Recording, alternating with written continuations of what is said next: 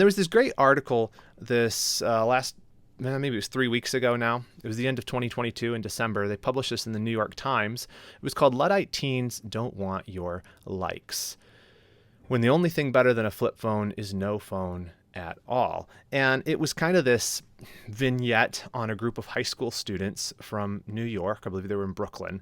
And they had formed what they called a Luddite club. Now, if you don't know what a Luddite is, it's a term that came from the industrial era. There was this folk hero, he probably didn't exist, but named Ned Ludd, and he went and destroyed industrial equipment because it was taking people's jobs away. And so he went and destroyed it. And now we use the term Luddite to refer to somebody who is sort of anti-technology.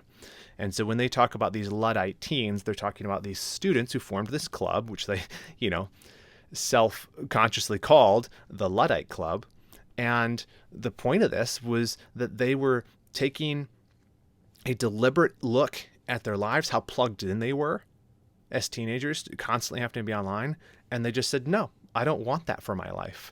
And they walked away from it. It started out real simply. They were just going to the park and they were reading books there and just having conversations, exploring the city without their phones. And then a lot of them switched over to using dumb phones, and some of them using no phone whatsoever. And this led to problems with their parents. Were like, oh, I don't know where you are. And other kids were like, oh, you think you're better than us because you're not using a phone. And it's a very interesting article. It's a fun read. You should look it up sometime. It's worth reading. One quote from it came from one of the students who said, when I got my flip phone, things instantly changed. A Luddite Club member said, I started using my brain. If you've ever felt like the way I described at the beginning, the way I felt often is that my brain's just like broken when I'm using my phone too much. It's just attention so fragmented. I'm flipping from thing to thing to thing, always multitasking, always looking for a quick dopamine hit. And this person says, I started using my brain again when I stopped using a smartphone. And so you think, is this a good idea? I don't know. Maybe we should try it.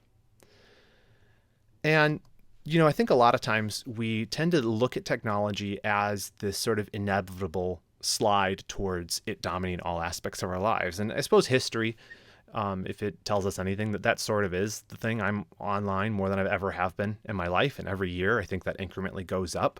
If you look at your screen time reports over the past several years, they probably tend to go up unless you take deliberate action to bring that number back down.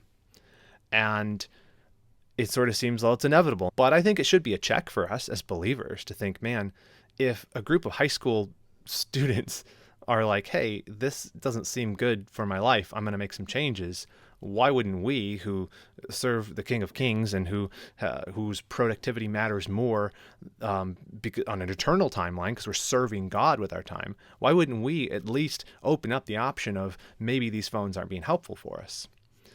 And some people are actually kind of optimistic about the future of kids pulling back from using technology. Cal Newport, you may know him from the book Deep Work, which we've talked about on here before, or from his book Digital Minimalism. He's sort of self-described Luddite. And this is what he said about young people and technology. He's optimistic. He said, quote, we are approaching a moment in which not using these apps will seem as the authentic countercultural move. We don't need to convince teenagers to stop using their phones. We just need them to discover on their own just how uncool these online media conglomerates with their creepy geek overlords really are. Now, he really took a shot at Mark Zuckerberg there at the end, but his point stands, I think. The people are going to figure out at some point, I don't like this. And I think you see it a lot in younger generations because Gen Z and then whoever the new ones are, Alpha, I don't know what they're called, they look at their parents, us, and at least me, I don't know how old you are, but, and they're like, they use their phones too much. I don't want to be a part of that. I don't like it. And I'm just kind of, it's going to end with me, right? And I think that's an interesting idea. I probably not as optimistic as Newport is, but these students seem in the article to believe that their ability to not use a smartphone was a temporary thing in life. Like they seem to think that it was almost inevitable that the world was going to force them to go use smartphones again, which I thought was an interesting aside. one of the students, the main one in the article, Logan, she said, if now is the only time I get to do this in my life, then I'm going to make it count. But I really hope it won't end. So she was a senior in high school, and she was talking about college and career and beyond. And it's like she's admitting that the world is not going to let her do this. And I thought that this really brings up an interesting point. Because a lot of times we tell ourselves, almost like the person who's addicted to cigarettes, and they're like, I can quit anytime I want. We tell ourselves, I can quit anytime I want on my phone. I could just get rid of it. We went for years and didn't have smartphones before, so why do we have to use them now? Let's just unplug. But can I tell you from experience, it's not that easy. The world has changed. The demands on how connected you need to be to function within society have changed.